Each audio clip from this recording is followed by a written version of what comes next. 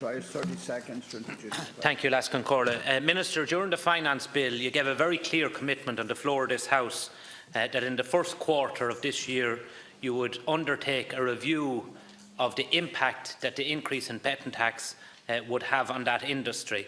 Can I ask, where stands that review now? Minister Donohoe. Thank you. The increase in the betting duty rate from 1% to 2% and the betting intermediary duty rate from 15% to 25% came into effect on the 1st of January. At this point in the year, it's still too early to draw conclusions on the impact of these increases. Receipts from betting duty represented less than 1% of all excise receipts in 2017, and this is likely to be the case in 2018. In addition, there is no VAT applied on betting transactions, and in the debate I outlined why I consider the betting sector needs to make a fair contribution to the sector. During the course of the Finance Bill process, I agreed to review an alternative proposal put forward by the betting sector, and I acknowledge that small independent bookmakers may have difficulty competing with larger bookmakers. My officials are now considering this proposal, Deputy. We're now considering whether it is compatible with a core element of EU rules, and we will set out our analysis of this and options in relation to this formally then in papers of the Tax Strategy Group, which should be published in July. Deputy, try 1 minute. Well, Minister, while I welcome the fact that you're undertaking the review, the fact that you're waiting until July to publish it simply is not good enough, because there's 10 shops have already closed since the 1st of January. That's 50 jobs lost since the 1st of January. 9 of the 10 shops are independent bookmakers, not multinationals, small family-owned businesses. And there are about 50 other small independent bookmakers hanging on by their fingertips.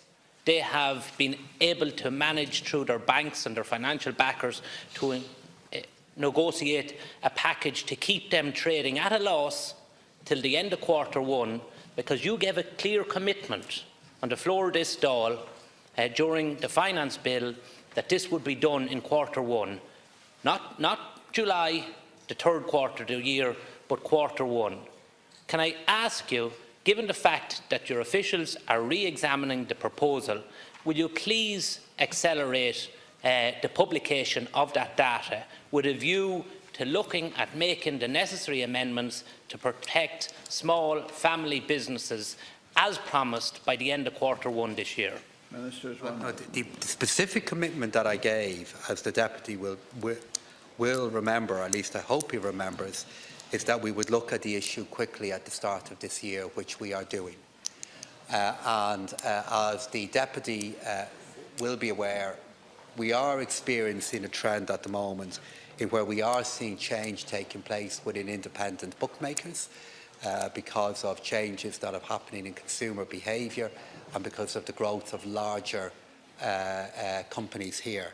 But I will check with my officials regarding where this work stands. As I have said to you, Deputy, we are now assessing whether this alternative proposal could be compatible with EU rules, and following with what you've said to me, Deputy, I'll get a further update on it.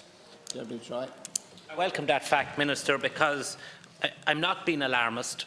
10 shops, it's factual, 10 shops have closed because of this measure that this government introduced.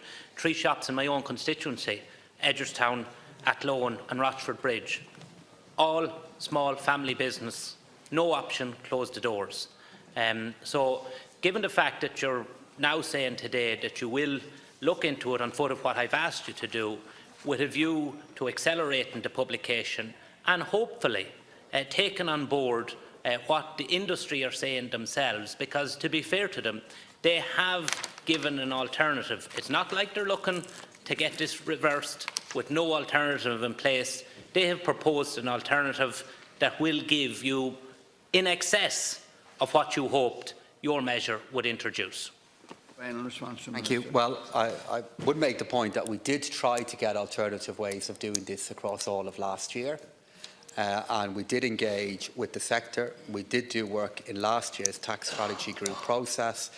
But I do remember the debate that we had on the House in relation to this on the finance bill, and I did say that we would look to see if an alternative and credible way was found of doing this. But as the Deputy might appreciate, I am surrounded by sectors who are always claiming to me they have different ways of raising even larger amounts of money than any change that we make in any budget or finance bill. And they'll always make the case that there is a better way of raising more money that is less harmful to them. But as I said to you, Deputy, and I'll repeat it, I did say in the debate on the finance bill, that we would look at another proposal. I think I've acknowledged already the work that's underway in relation to it, but I will see where that work stands and get an update on it from my department.